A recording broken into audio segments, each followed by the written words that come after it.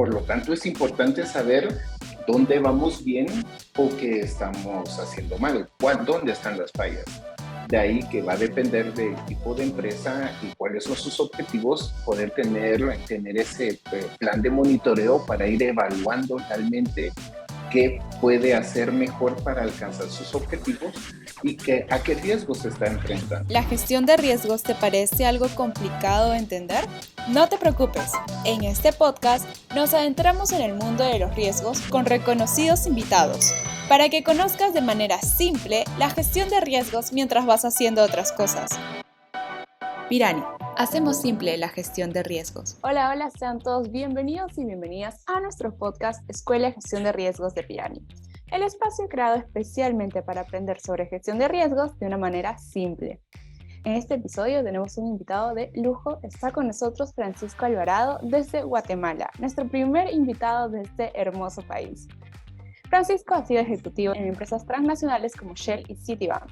Cuenta con experiencia en procesos financieros, operativos, ventas y atención al cliente, con énfasis en riesgo operacional. Tiene más de 15 años de experiencia en el sistema financiero de Guatemala y actualmente es gerente de riesgos no financieros para el Banco de los Trabajadores. Francisco, es un verdadero placer tenerte en este espacio con nosotros. ¿Cómo estás? Muy bien, Nicole, muchísimas gracias. Es de verdad un honor poder estar aquí, ser parte de la secuencia de los podcasts de Pirani y pues bueno, como tú lo dices, ver la gestión de riesgos de una forma simple y sencilla, y confío que con la experiencia que he tenido en estos años poder ayudar y dar mi semilla para la gestión de riesgos. Yo estoy segura que así será, Francisco. Pues este episodio es muy especial porque vamos a estar hablando sobre cómo debemos de hacer un verdadero plan de monitoreo en gestión de riesgos. Francisco, tengo muchas dudas sobre este tema y me encantaría que partamos conociendo por qué decimos que es importante realizar un plan de monitoreo en gestión de riesgos. Bueno, mira, partimos de que cuando estamos gestionando los riesgos estamos viendo qué variaciones pueden crearnos hacia nuestros objetivos y pueden ser no solo que nos catapulten a alcanzarlos, sino que también sean esa piedra en el zapato para no lograr los objetivos. Por lo tanto, es importante saber dónde vamos bien o qué estamos haciendo mal, dónde están las fallas. De ahí que va a depender del tipo de empresa y cuáles son sus objetivos, poder tener ese plan de monitoreo para ir evaluando realmente qué puede hacer mejor para alcanzar sus objetivos y a qué riesgos se está enfrentando. Y eso va a venir desde el planteamiento de la estrategia. Hacia dónde van, definiendo ese camino, ya se puede ir desagregando esa secuencia de pasos para en los pasos poder ir encontrando a qué riesgos se enfrenta y poder saber qué monitorear, porque eso es importante también. Esto es como el combustible en los vehículos. Sabes si tienes tu tanque de combustible lleno porque tienes el medidor. Sabes si te va a hacer falta en algún momento repostar combustible, entonces vas a poder identificarlo cuando ya te va dando una alerta, y eso es el monitoreo. Ir viendo cómo vas alcanzando tus objetivos y si vas bien, vas mal, y en base a la gestión de riesgo. Entonces podríamos decir que acá aplica esta frase de lo que no se mide no se puede mejorar. Totalmente, y no la quería utilizar porque se utiliza en algunos aspectos para mucho lo que es el área comercial, en los objetivos de las metas. En marketing también. Exacto, pero también la gestión de riesgos va en ese camino. La gestión de riesgos también ayuda a la consecución de los objetivos, tan importante como las metas. En algún momento, evitando pérdidas operativas por algunas fallas que se pueden dar a través del monitoreo, se puede lograr evitar que todo eso que la fuerza de ventas va logrando en utilidades se pierda. Y de ahí que también al final es muy importante la función de esta gestión. Frank, entonces, ¿podríamos hablar un poco sobre estos elementos que debe tener en cuenta cuando elaboramos un plan de monitoreo de riesgos? Sí, Nicole, para ir aterrizando en como lo mencionaste en algún punto, los elementos, es importante considerar dos por lo menos. Uno, tener definido el apetito y la tolerancia. Es importante saber en qué espacios nos estamos manejando. Si vamos muy bien, pues perfecto, seguir adelante. Si vamos mal, entonces poder tener esa redefinición de qué acciones podemos tomar y poder ser proactivos más que reactivos antes de encontrarnos en un caos y ya cuando estamos en un caos no se toman a veces las decisiones más adecuadas. Y el otro elemento es una fuente confiable de información. Necesitamos realmente tener una información que nos ayude a poder tomar las decisiones que son correctas. En algunos casos el factor humano puede traicionar y en alguna columna de Excel o en cualquier base de datos se puede cruzar información, o era en la moneda local y se puso en dólares y la decisión ya no es la misma la que se toma.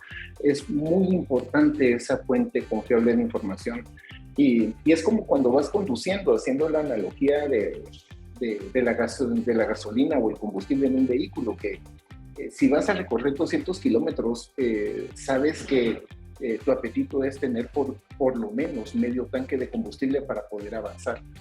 Pero tu tolerancia va a ser llegar hasta manejar la reserva. Ya vas manejando con la reserva y sabes que tienes 50 kilómetros adicionales, pero no te la vas a jugar a quedarte sin combustible, sino que esperas llegar en 5 kilómetros a una estación de servicio, buscarla y repostar y continuar tu camino.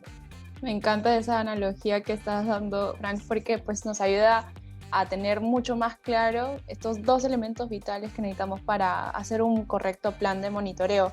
Yo sé que a veces el factor humano puede ser pues un riesgo que tenemos que tomarlo, pero ¿hay algún otro factor que pueda afectar esta fuente confiable? ¿A dónde deberíamos de encaminar esta fuente confiable? ¿Basado en qué nos deberíamos de tomar las decisiones?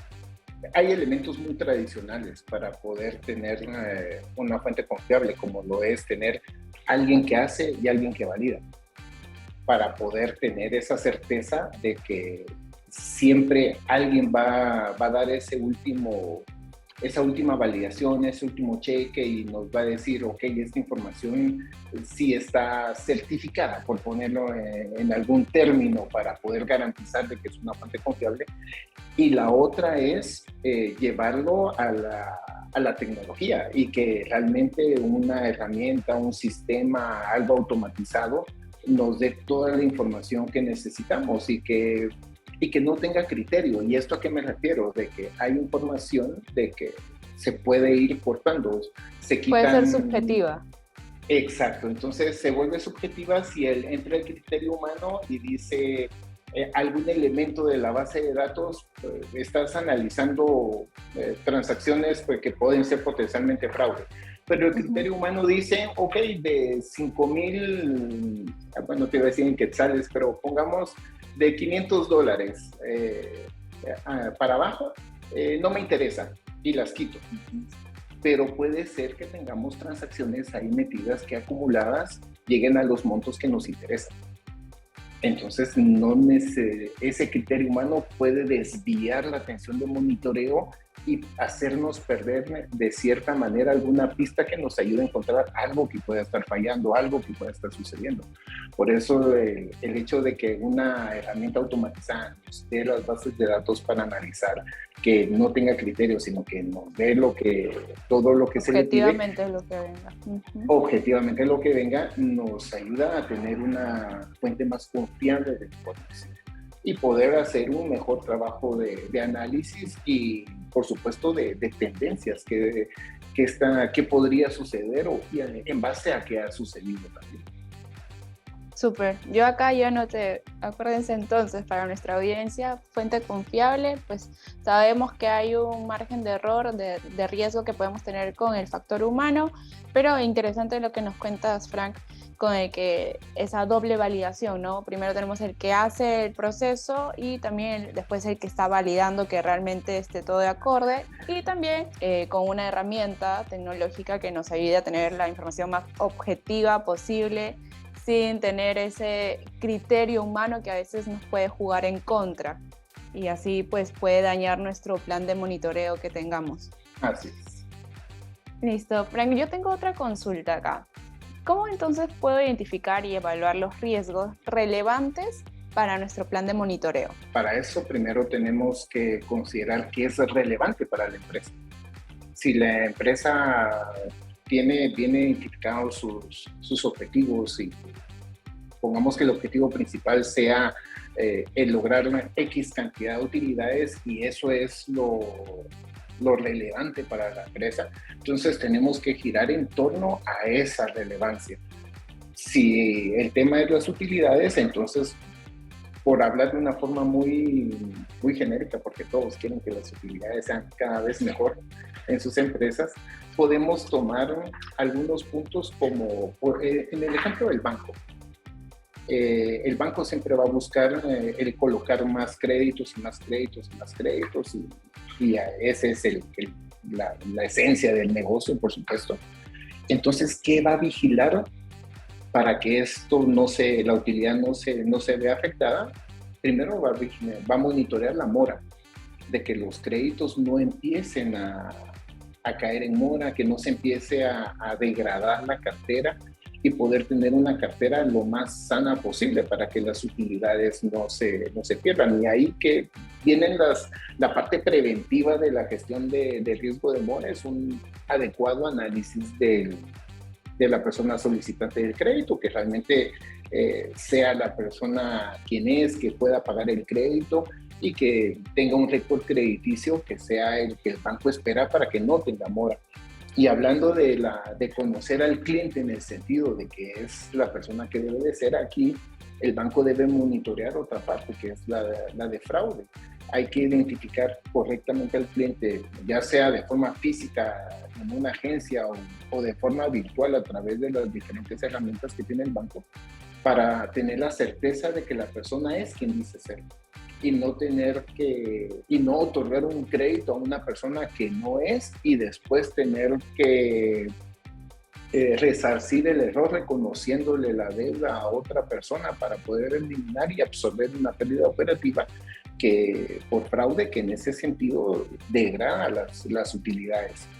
Y otro punto importante que tal vez no se ve tan de lleno dentro del giro del banco, es la responsabilidad en la ejecución de un proceso tan simple, pero tan importante como son los pagos, las responsabilidades que el banco ha asumido para evitar tener temas de nuestra legislación local.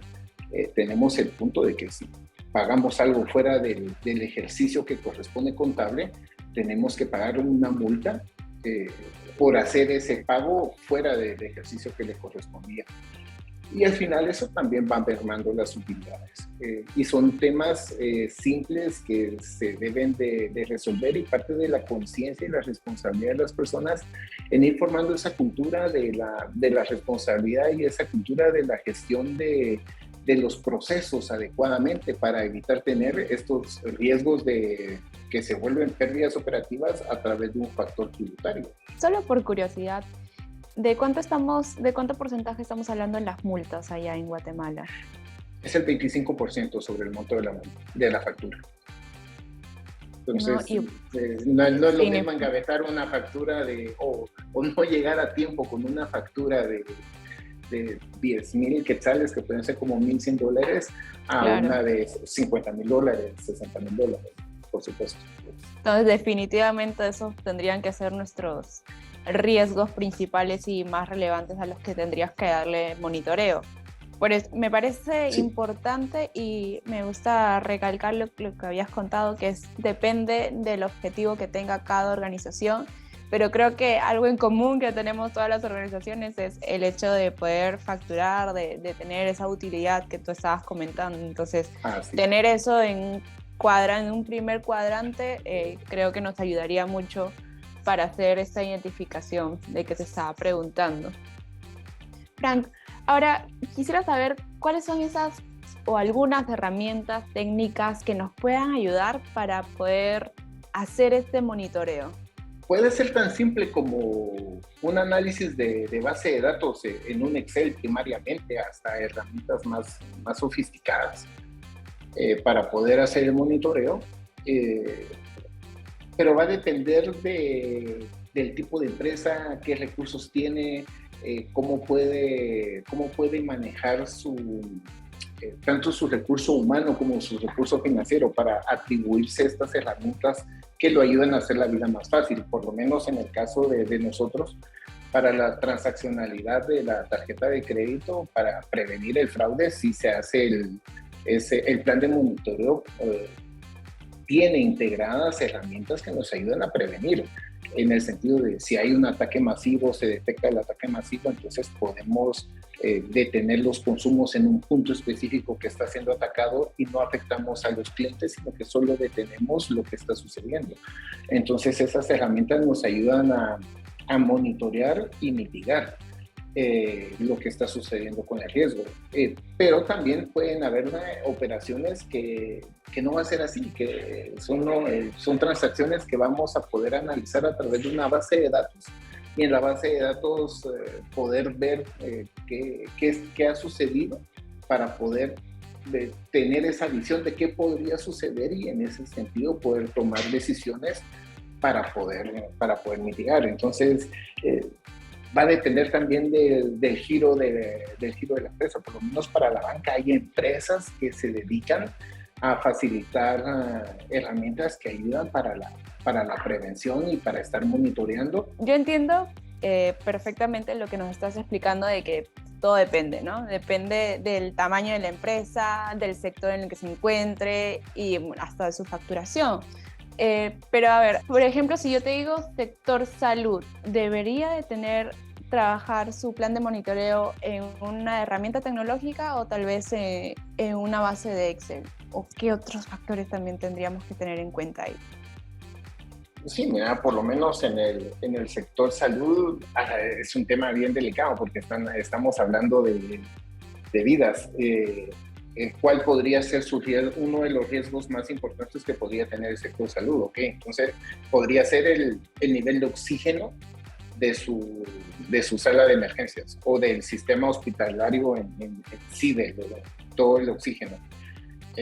Ahí debe de haber una herramienta que no debe de confiar en el factor humano, sino que debe de ser algo realmente tecnológico que nos ayude a monitorear y que tire las alertas de que el oxígeno llegó ya al 50%, y ese punto es donde tienes que volver a pedir que lleguen a recargar el oxígeno y no jugártela con llegar a un 10% y poder tener una emergencia, o que pueda haber una huelga, o que pueda haber algún factor externo que no ayude a que lleguen a hacer la carga del oxígeno.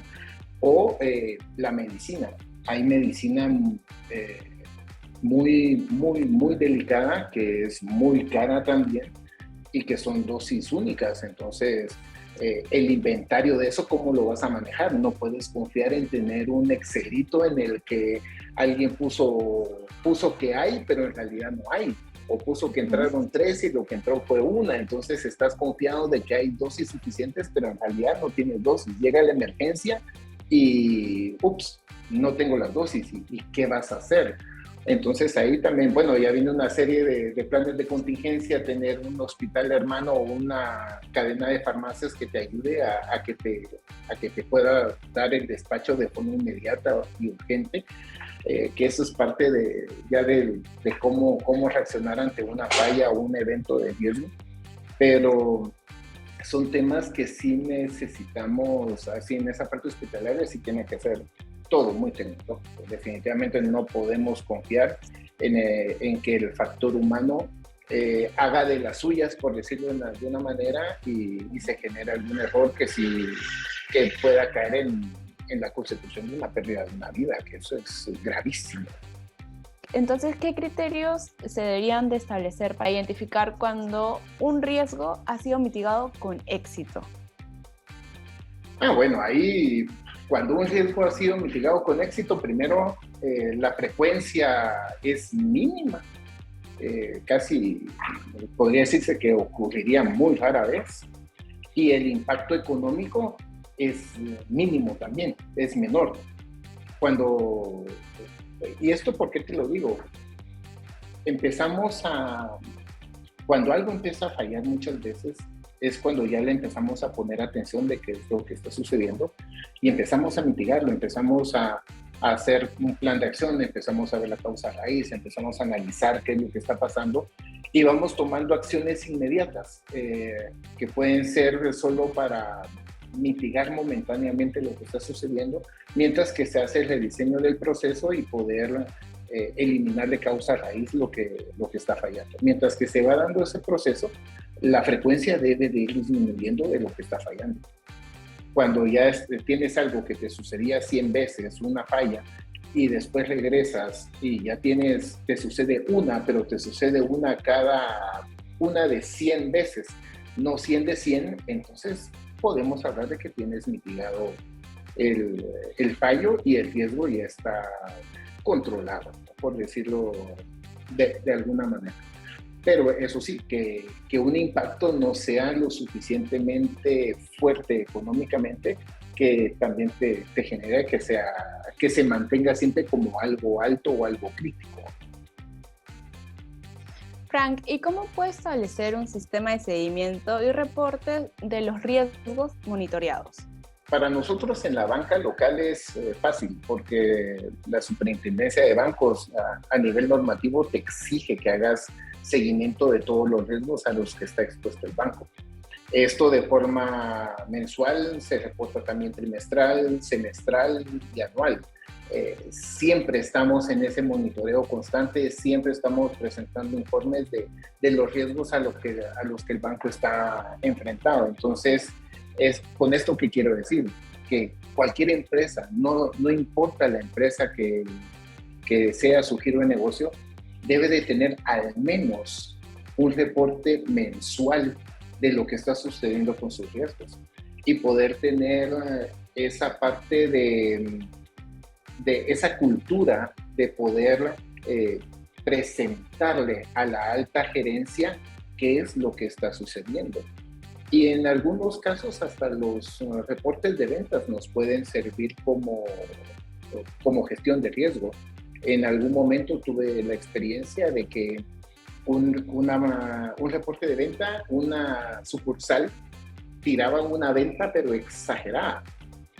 Y no era normal el comportamiento de venta de ese punto. Se entró a analizar la base de datos y teníamos casos de robo de identidad. Entonces había un fraude. Y ya se pudo hacer las investigaciones y ya se pudo trabajar y por supuesto se tomaron todas las medidas que eran necesarias para mitigar eso. Pero hasta un reporte de ventas presentado mensualmente con una inusualidad puede ayudarnos a gestionar los riesgos.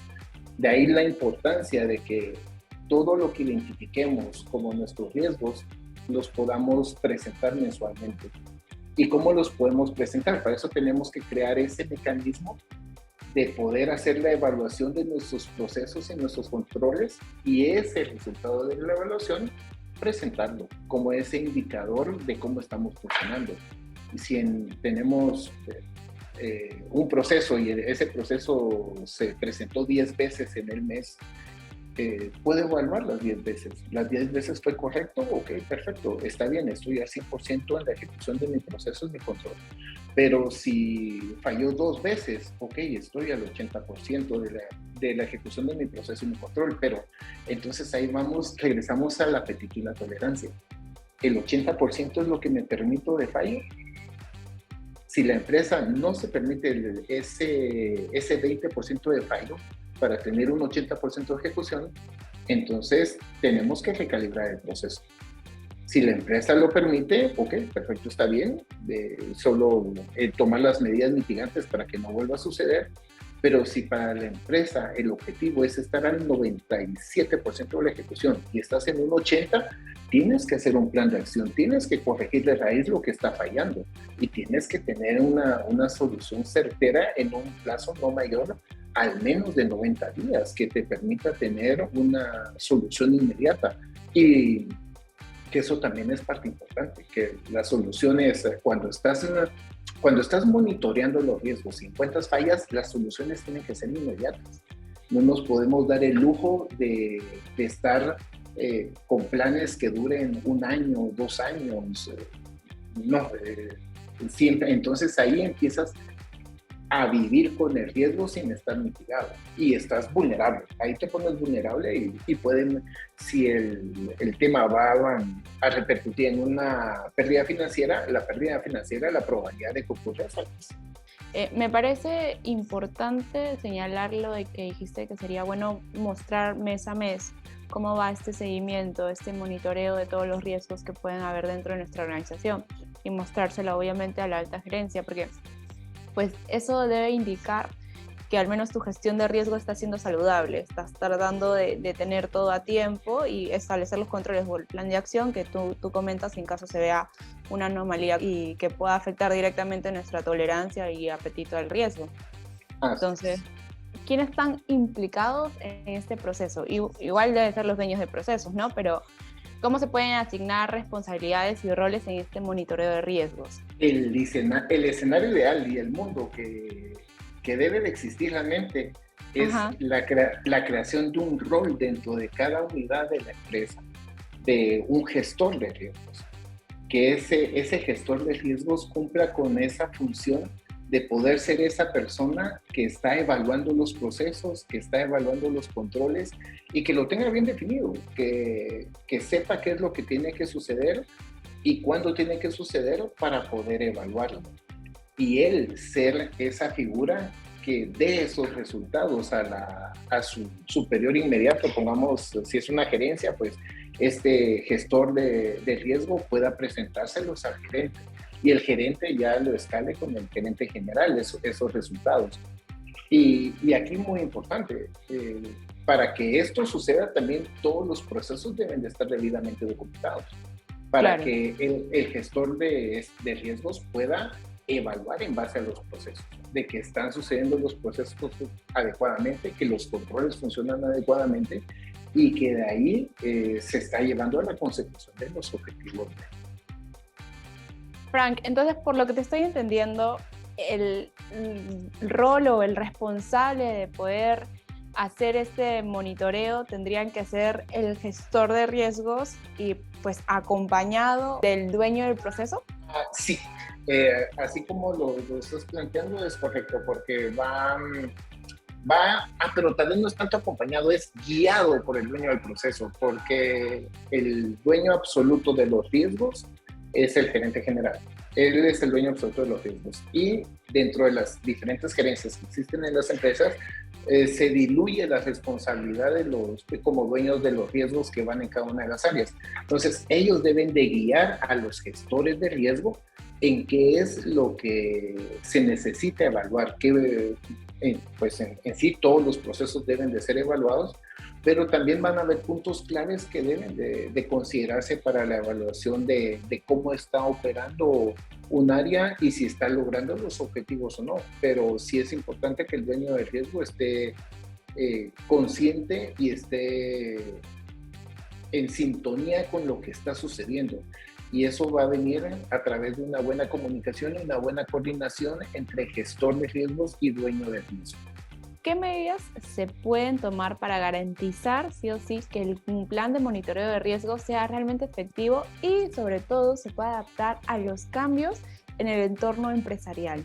Aquí lo importante es que la alta gerencia, la junta directiva, el consejo de administración, el ente que rija la empresa, esté comprometido. Si ellos están comprometidos con una adecuada gestión de riesgos, la instrucción va a caer como cascada y al caer como cascada nos vamos a garantizar de que esto suceda.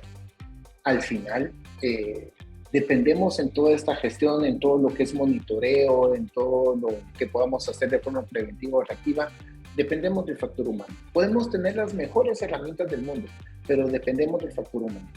Si el factor humano no está comprometido, no va a suceder. Y ahí es donde necesitamos ese compromiso desde la cabeza para que caiga como cascada y nos garanticemos que suceda. Y así sucede con algunas deficiencias, por lo mismo de que todo es sujeto de mejora, pues está bien, se detecta el error, se corrige y se sigue para adelante, pero debe de existir ese compromiso de que debe de suceder. Si no existe el compromiso, aunque tengas la mejor herramienta, no va a pasar. Ya, justo esto se está enlazando a la última pregunta que tenía Frank, que es ese compromiso, como tú dices, ¿no? ¿Cómo puedo garantizar o integrar mi plan de monitoreo en la cultura y procesos de la organización? ¿Cómo lo hacen, por ejemplo, en la organización en la que tú trabajas? Justo enlazando con la pregunta anterior, es fundamental que venga desde la instrucción de la alta gerencia o de junta directiva o consejo de administración, el ente que regule la empresa.